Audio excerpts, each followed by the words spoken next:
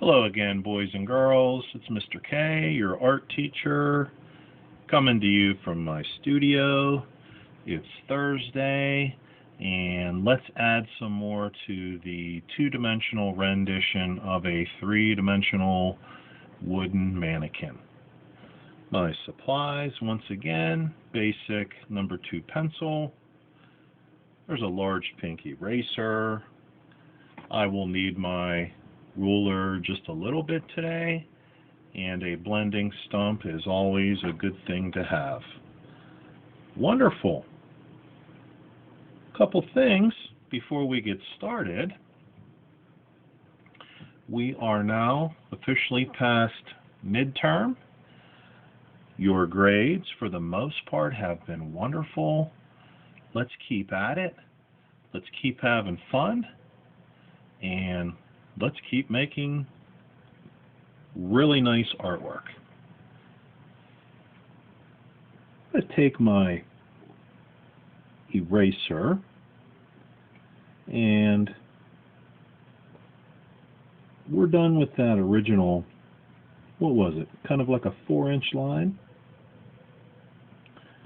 So I am erasing that. We no longer need it. What I'm also going to do, try to get inside that little sphere. Do you remember that original collarbone? I'm taking it away just briefly. I'm going to put it back, but this time I'm going to curve it a little bit because you cannot totally tell this, but up top here there is kind of like a curvature that gives the wooden mannequin this three-dimensional appearance. So that's what I'm trying to do here. Okay, so let me put him back. And boys and girls, here's what I decided about our grade for the end of the week, this week, which will be tomorrow. Let's just make this drawing our grade for the week, and those of you who saved those 3 to 4 wooden mannequin images, keep them on your Chromebook. We'll need them in the very near future. We'll use them next week. I wanted to perhaps utilize them this week, but sometimes these videos take a little longer than I originally think, and that's not a bad thing. And sometimes we get a little bogged down, and our progress is a little bit slower than we teachers sometimes anticipate, and that's no big deal. We just adjust on the fly. So as you can tell, as I was yakking away there, I put in 2 more spheres for the shoulders. They're a little bit larger than the next sphere. And sometimes what I'll do is I'll put a little plus sign in the middle of that sphere, and that'll represent the little Phillips head screw that holds the wooden mannequin together. And the other kind of nice thing that it does is it gives me a middle point of that shoulder from which to pull a couple of measurements. So I'm going to pull down a measurement from that plus sign of roughly 2 inches. That'll be the top part of each arm. And they don't have to be particularly identical. Actually, what I'll probably do is slightly bend each of them. And at the end of each 2-inch line there, I'm putting another sphere. This one's slightly smaller than the shoulder sphere. Okay.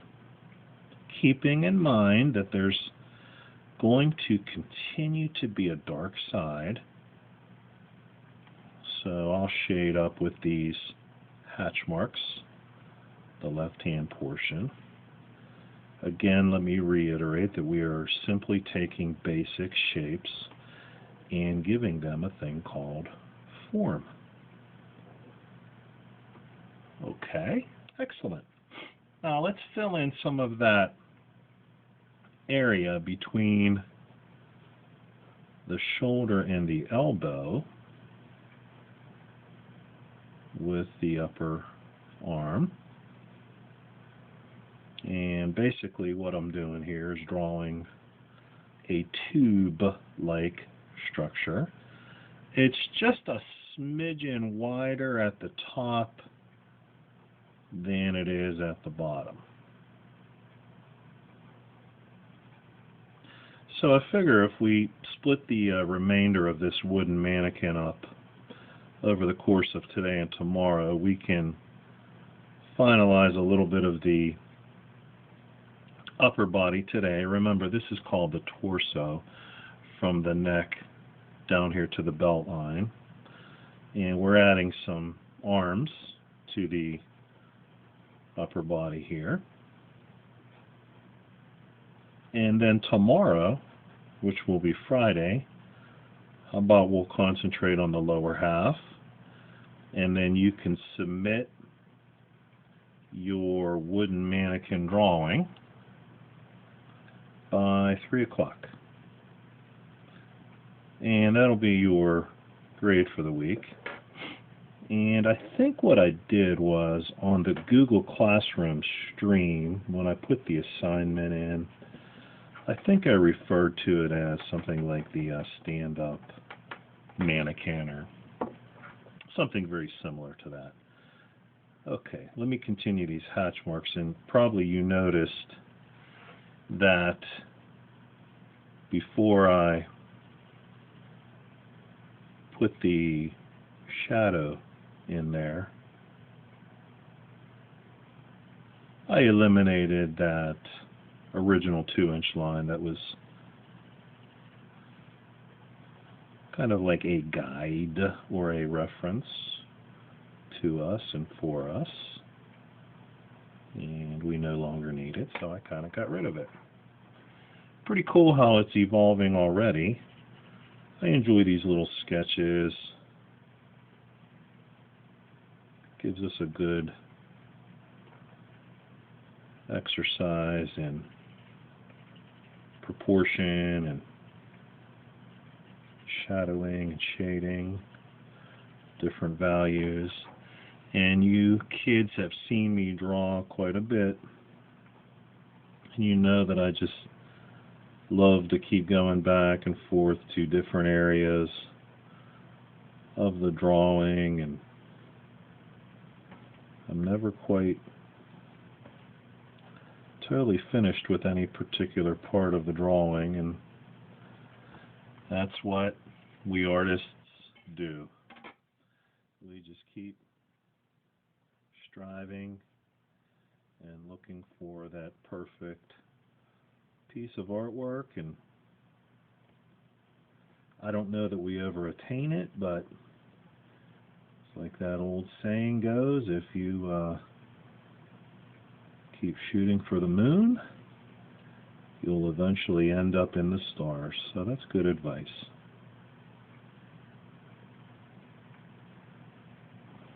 All right, let's draw the lower portion of our arm, and I'm going to come down roughly 2 more inches. Don't worry about the positioning of these little guidelines. They don't have to be perfectly matched because the wooden mannequin can be bent in any number of ways. You guessed it, at the bottom of that little guideline, there's going to be another little sphere for the wrist.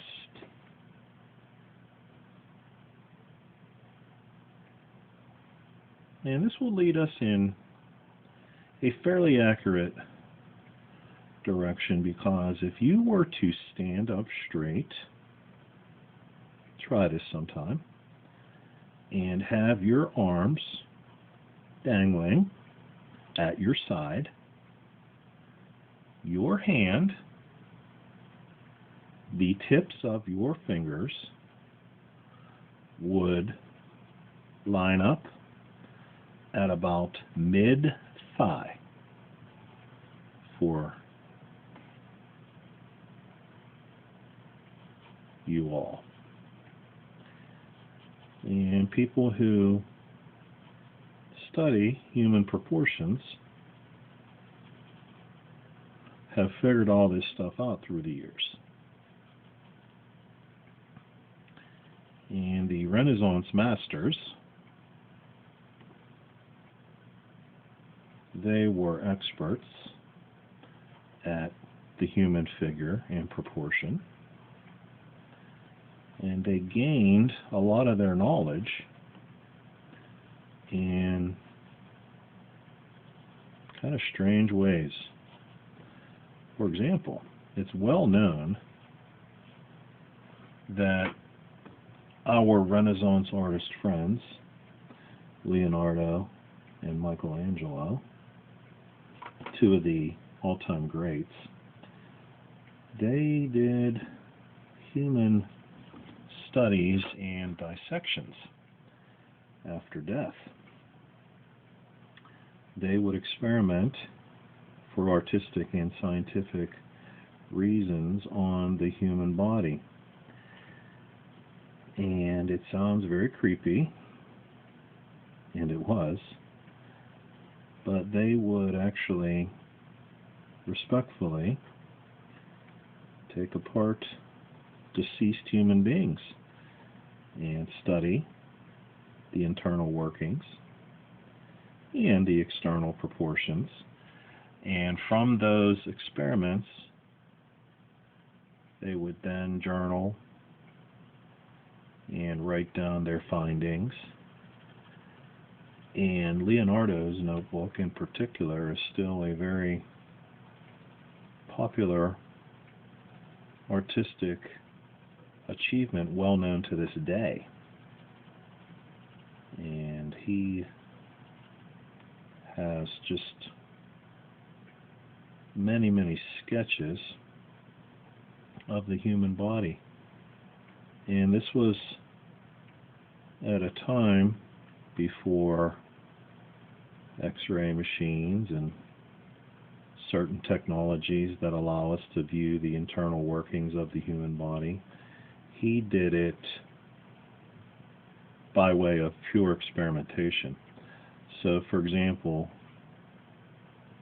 there are sketches of internal organs, say for example the heart, because Master Leonardo da Vinci was able to take apart a human body and view the insides, draw them, and try and explain how they worked. And we have determined that these drawings, these journals, this information recorded by Leonardo and others was very, very accurate and matched up very well with our modern views of these same internal organs. So these artists, they truly were geniuses. Okay, so talked to you a bunch today, gave you a little bit of art history, and I think we're going to stop here pretty soon. We're about at the 15-minute mark. So I'm just going to smear and smudge some more of these hatch marks. And I'm going to write myself a note on this drawing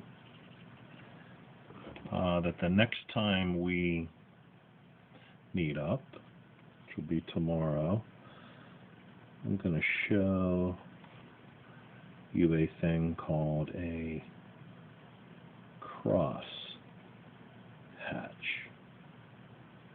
Okay, and it could possibly even lead me to discuss and mention a thing called pointillism, which I'm sure many of you have talked about before at the upper elementary.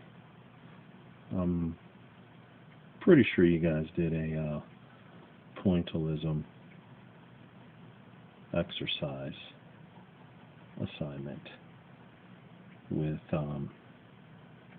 Mrs. DeWitt. What a wonderful person she is, and wonderful artist.